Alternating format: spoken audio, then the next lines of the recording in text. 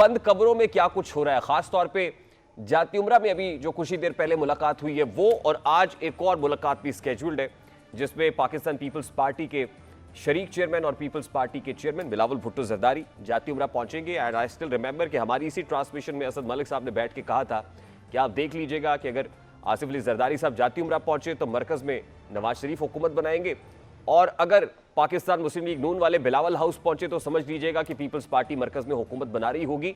अभी तो peoples party जाती उम्रा पहुंच रही है। असद मलिक साहब, असद मलिक साहब को लाइएगा जी, विंडो में फ्रेम में दें असद मलिक साहब को। असद मलिक साहब, आज पाकिस्तान पीपल्स पार्टी जाती उम्रा पहुंच रही है तो क्या समझे मरकज में नून लीग हुकूमत बनाएगी?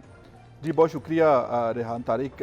सबसे पहले जो मैंने आपसे कहा था कि बहुत जल्द सियासी राब्ते शुरू होंगे, तो उसी रात को सियासी राब्तों का आगाज़ भी हो गया। और अब इस वक्त जब हम बात कर रहे हैं तो लाहौर सियासत का मरकज़ बना हुआ है। तमाम बड़ी सियासी जमातों के जो अहम रहनुमा हैं, कायदीन हैं, वो इस वक्त लाहौर में मौजूद हैं। और अभी कुछ ही देर पहले मुत्तहिदा का एक वफ्द मुस्लिम लीग नून के कायद नवाज शरीफ से, शहबाज शरीफ से और मरीम नवाज़ के अलावा जो मुस्लिम लीग नून के अहम कायदीन थे उनसे मुलाकात करके बाहर निकला है। आपको इस वफ्द की बैकग्राउंड बता दूं पहले कि इस वफ्द में दो ऐसी शख्सियात हैं जो कि मुस्लिम लीग नून की बड़ी करीबी समझी जा रही हैं, और मैं खुद भी आई विटनेस हूँ इन मुलाकातों का जो लंदन में हुई मुस्लिम लीग नून के कायद नवाज शरीफ के साथ।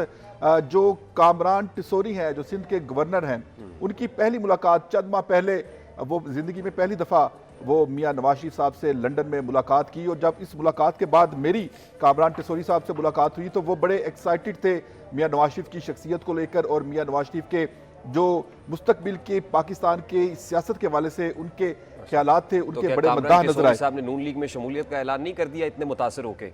नहीं, इसीलिए तो उनकी बड़ी जो केमिस्ट्री है वो मिली। उसके बाद फारूक सत्तार जो कि साबिक मेंबर कौमी असेंबली भी हैं, वजीर भी हैं, उनकी भी बड़ी अच्छी। नहीं, इस वक्त तो लग रहा है कि फिजिक्स और केमिस्ट्री दोनों मिले हुए हैं एमक्यूएम पाकिस्तान। बिल्कुल ठीक है आपकी बात। तो ये एक कंफर्टेबल जोन में एमक्यूएम की और मुस्लिम लीग नून की मुलाकात हुई। ये मीडिया टॉक क्यों नहीं हुई? हमें बताएं, इनसाइड स्टोरी बताएं हमें क्या है। मीडिया टॉक इसलिए नहीं हुई कि अभी वो जो बड़ी मुलाकात होने वाली है आज मुस्लिम लीग नून के कायद नवाज शरीफ और पीपल्स पार्टी के चेयरमैन आसिफ अली जरदारी के दरमियान, ये मुलाकात तय करेगी कि मुत्तहिदा कौमी मूवमेंट का पाकिस्तान की मुस्तकबिल की सियासत के हवाले से क्या किरदार होगा। रियासत के वसीतर मफाद में मुत्तहिदा कौमी मूवमेंट फैसले करती है।